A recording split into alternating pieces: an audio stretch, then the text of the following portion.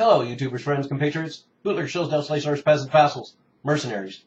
I'm a useful idiot, and today I would like to talk about a little quiet little war that the U.S. is involved in down in Guatemala. And it turns out that a team of 200 U.S. Marines are now operating against drug cartels in the country of Guatemala.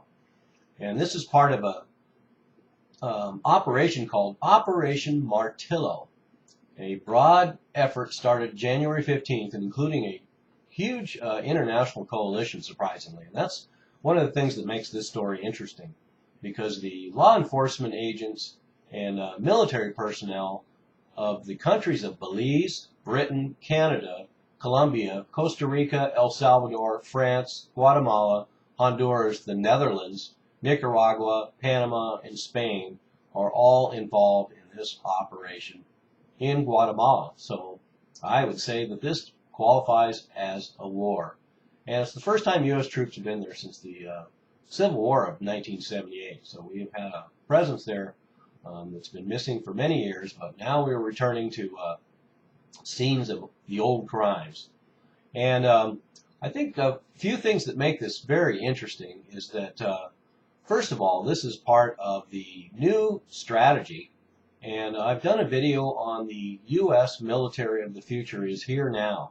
And part of that strategy is small independent units scattered all over the globe, operating independently in undeclared wars in failed regimes all over the world.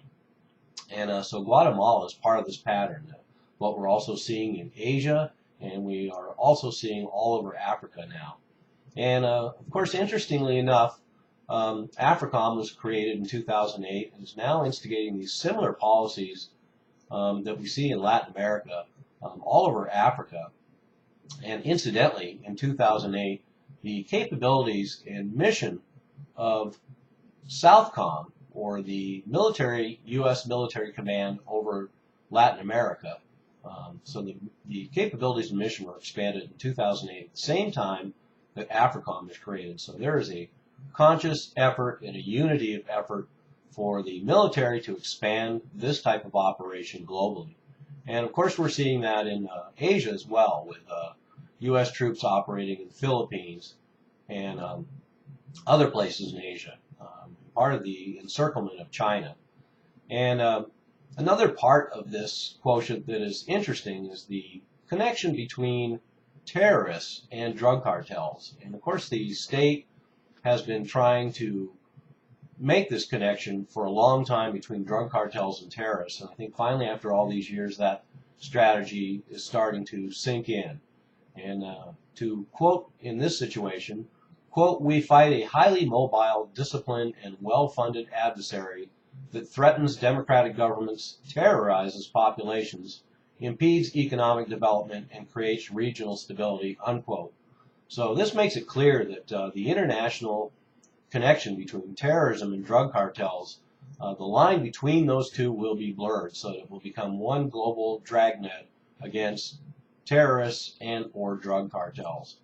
And kind of an interesting way to distinguish things. So that means that probably people involved in drug cartels can be prosecuted under the same new laws for terrorists, which suspends a lot of constitutional rights and habeas corpus and warrants. So that is how this will be treated. So now we have U.S. troops involved in these kind of operations. So now we have a little failed state in Guatemala that we have U.S. troops involved in fighting terrorists and or drug cartels.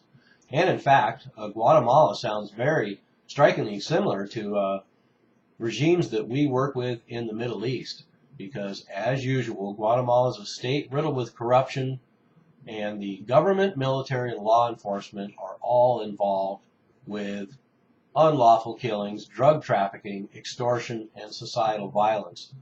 So an interesting little brew going on down there in Guatemala, and I'm sure probably part of a future trend, but now the U.S. is involved in a nasty little operation, a quiet little war down in Guatemala. And we'll see a lot more of this globally in Asia and Africa too. So I'm a useful idiot. Don't you be one too.